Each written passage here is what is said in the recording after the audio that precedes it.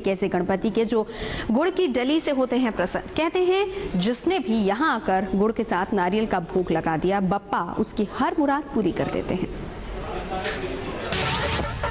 दूरवा से नहीं, लड्डू से नहीं,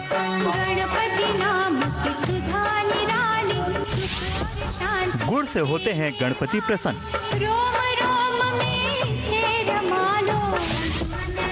हर लेते हैं भक्तों का हर दुख।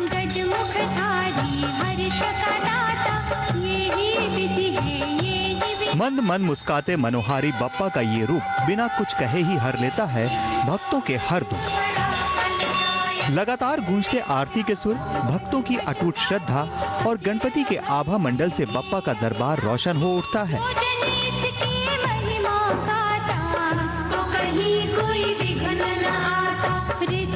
और जब गणपति दिखाते हैं अपना चमत्कार तो फिर कोई आस बाकी नहीं रहती। जीवन सफल हो जाता है और बाप्पा के आगे खुद ब खुद झुक जाता है भक्तों का शीश।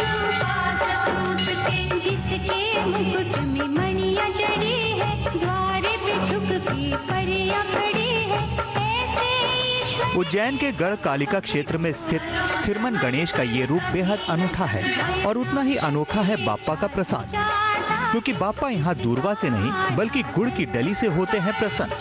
कहते हैं जो कोई भक्त यहाँ आकर गुड़ के साथ नारियल का भोग लगा देता है, बाप्पा उसकी फरियाद जरूर सुनते हैं।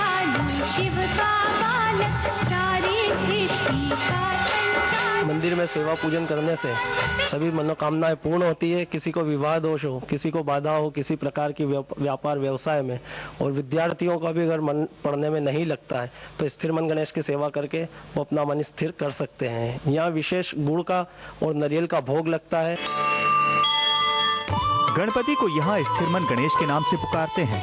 कहते हैं कि अगर छात्रों का पढ़ाई में मन नहीं लगता या फिर कोई नौकरी या व्यवसाय के लक्ष्य से भटक रहा हो तो स्थिर मन गणेश समस्त चिंताओं को दूर कर अपने नाम के अनुरूप ही भटके हुए मन को स्थिर कर देते हैं।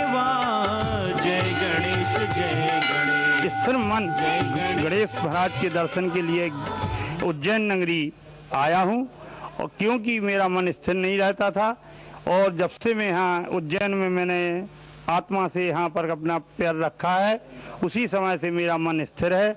और यहाँ जो लोग भी आते हैं उनको रिद्धि सिद्धि एवं बुद्धि से जिनका कम होती है, जिनकी बुद्धि, उनको गणेश महाराज की कृपा से उनकी बुद्धि विकसित हो जाती है एवं उनका मन हमेशा स्थिर रहता है, काम में मन लगता है और किसी प्रकार की विघ्न बाधाएं नहीं आती हैं।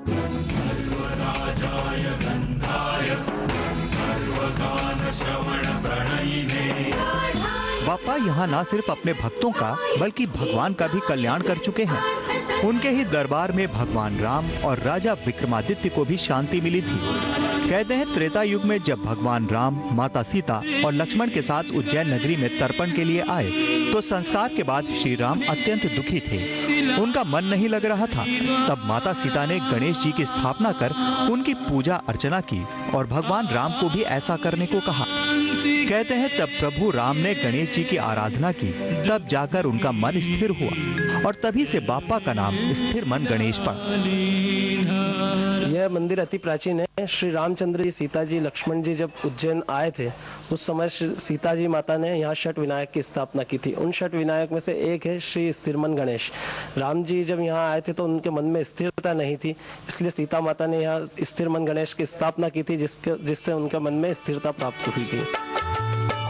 इस नगरी के राजा रह चुके विक्रमादित्य का भी मन एक बार अशांत हो गया था, जिसके चलते न्यायप्रिय कहे जाने वाले विक्रमादित्य के कई फैसले गलत होने लगे। तब एक ब्राह्मण के कहने पर राजा ने इसी क्षेत्र में स्थिर मन गणेश की आराधना की थी, जिससे उनका मन स्थिर हुआ और उन्हें शांति मिली। माथे सिंदूर विराजे मुझकी सवारी, माथे सिंदूर विराजे। मंदिर में सुबह शाम उतारी जाती है बाप्पा की आरती। जय गणेश जय गणेश, जय गणेश देवा, माता जाकी पार्वती, और फिर भक्त भगवान तक पहुंचाते हैं अपनी फरियाद। गणेश जय गणेश। मंदिर जितना भव्य है उतनी ही खूबसूरत है बाप्पा की प्रतिमा। जय गणेश, जय गणेश। सुबह सवेरे सिंदूर से श्रृंगार कर उन्हें चांदी के वर्क से सजाया जाता है। कहते हैं यहाँ दर्शन करने वालों के जीवन और परिवार पर गणपति कभी कोई मुसीबत नहीं आने देते।